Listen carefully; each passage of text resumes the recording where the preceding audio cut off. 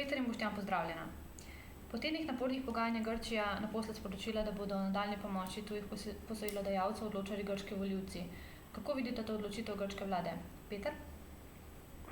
Ja, razlogov je najbrž več, ne. Morda Cipras sploh ni hotel sprejeti odločitve sam, lahko ga je bilo strah pred dogajanjem znotraj njegove stranke.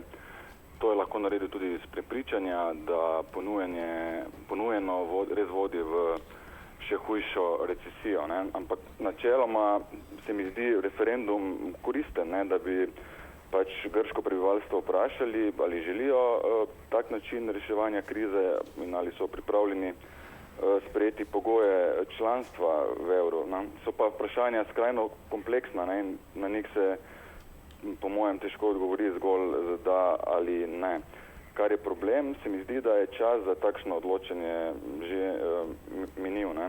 Odločitev za referendum je bila sprejeta v najslabšem času, pogajanja so bila pred samim koncem, program se danes izteče, danes bi morali plačati obveznosti IMF, odločili bodo tudi o dveh neuradnih dokumentih, ki sta nastala v pogajanjih, ne, in nista bila potrjena. EU po drugi strani zdaj nekako postavlja okvir, ne, EU mislim Evropska komisija članice, ne, in poskuša Grkom povedati, kakšne bodo posledice odločitve proti, ne. Glede na javnomnenjske raziskave se mi pa zdi, da ne bi bilo presenečenje, če bi Grki na koncu odločili za, ne. To bo seveda pomenilo nove zaplete, ne vem, kako se bo potem Cipras rešil iz te zagate, če bodo Grki glasovali za ponudbo trojke. Kolikor sem bral o njegovem sinočnem nastopu na RT, je med vrsticami že namignil, da utegne v primeru, da odstopiti. Skratka, položaj je povsem nepredvidljiv. Boštjan? S tem, da je položaj predvsem nepredvidljiv, se absolutno strinjam. Ključen razlog, da prihaja do referenduma, je to, da Syriza ostala brez kakšne druge možnosti, no, in Syrizina vlada. Bila je nekako strani posojilodajalcev stisnjena v kot, njeni predlogi grške vlade so bili za drugimi zavrnjeni.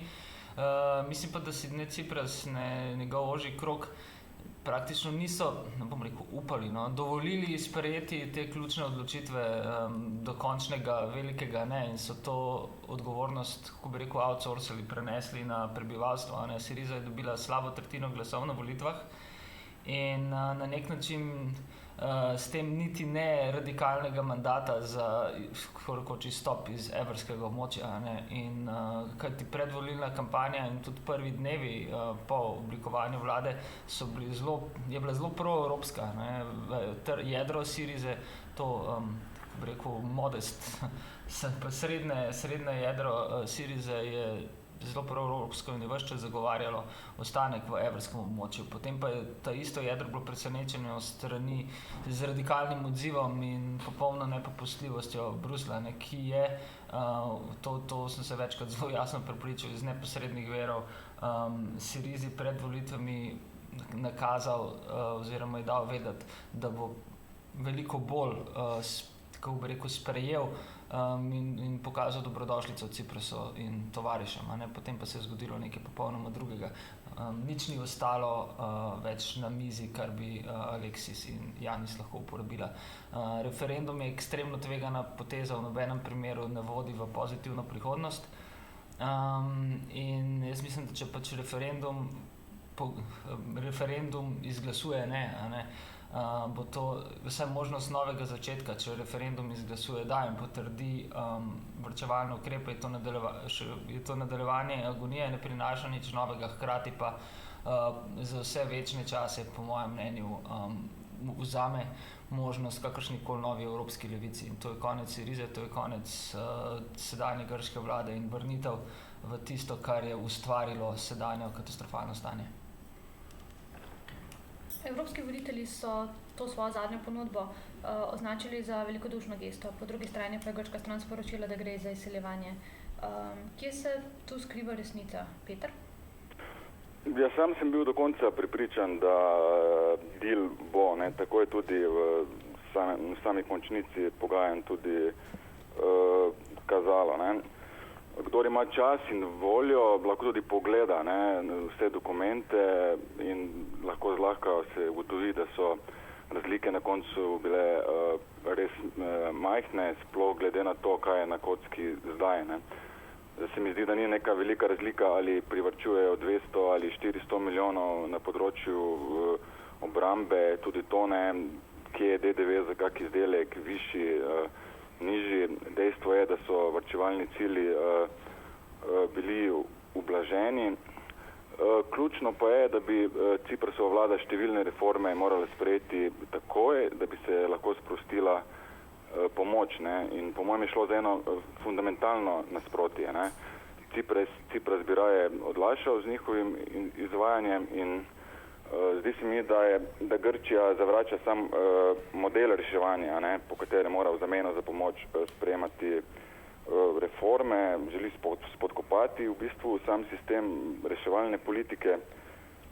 Tega Cipras, ne glede na njegovo legitimnost, seveda ne more doseči. Ne. V evroobmočju ima na drugi strani 18 vlad z enako demokratično legitimnostjo. Ne.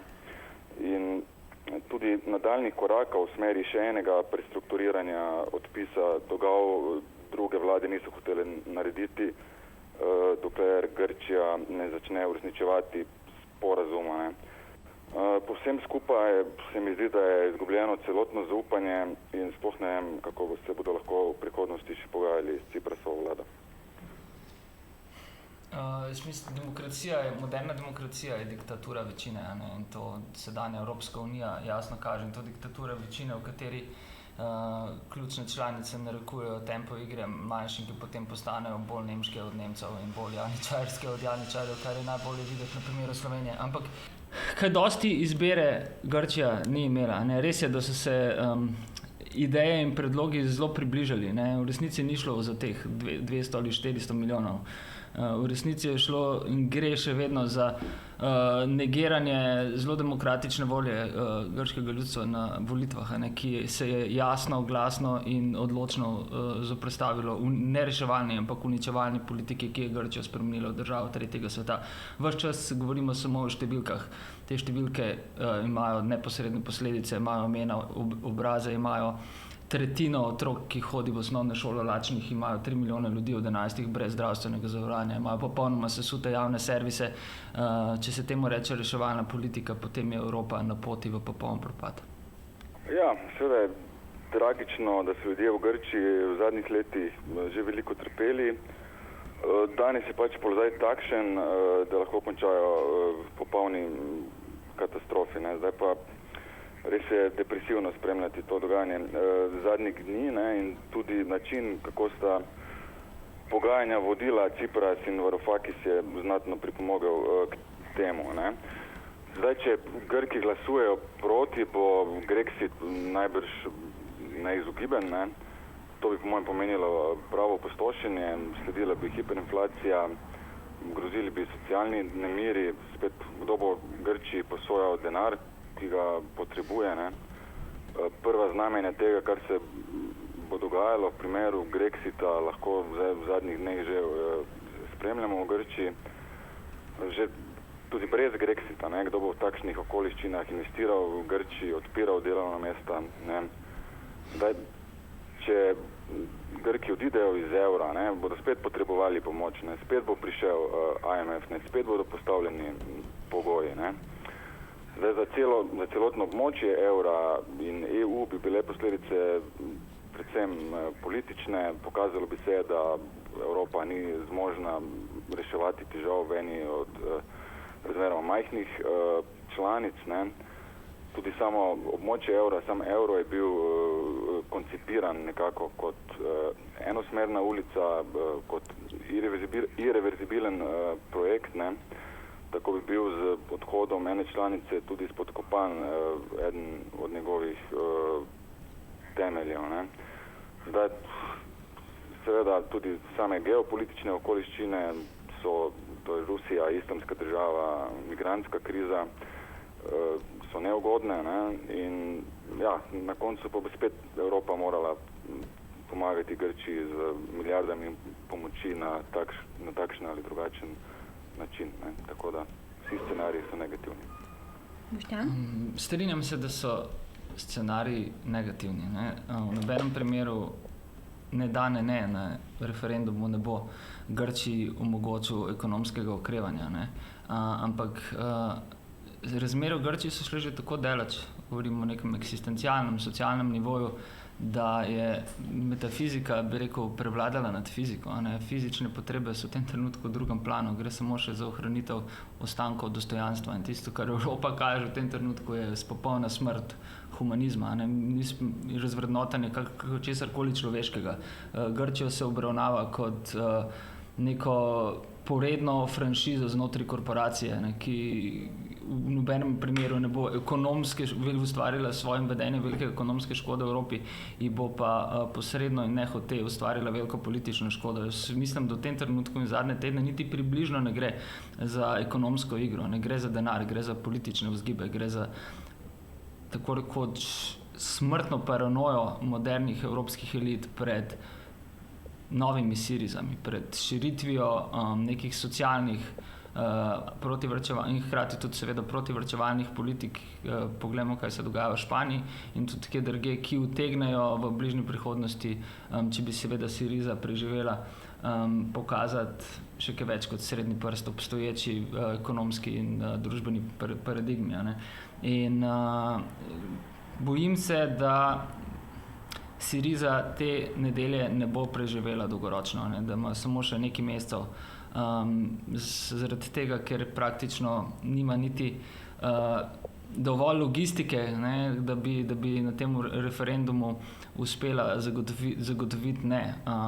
Velik del grških medijev, seveda ne samo grških, tudi predvsem v Evropski uniji je pritisk enormen. V Grčiji je v lasti ključnih oligarhov, ki so ves čas stali ob robu najprej te, bi rekel, srednje desnice v obliki nove demokracije, zdaj pa se zelo intenzivno približujejo tudi kakšni drugi desnici.